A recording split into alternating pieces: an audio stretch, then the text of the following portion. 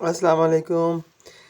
ले जी, आज हम वही पुराने दौर में जिस तरह वो जलाया करते थे, घर में दिए जलते थे। अब वो दिए तो नहीं हैं, लेकिन ये मैं आपके सामने ये एक बनाने की कोशिश करने लगा हूँ और फिर इसको जलाते हैं।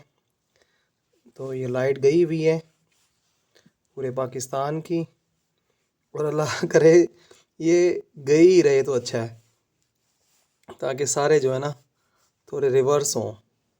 हम सब सारे जो हैं वो अपने माज़ी को याद करें कि किस तरह से हमारी दादियाँ, परदादियाँ और नानियाँ रहा करती थीं। तो आइए अब हम इसको जलाते हैं।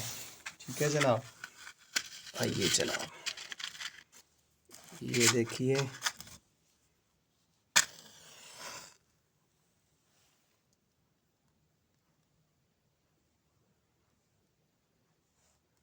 और ये हमने जला लिया।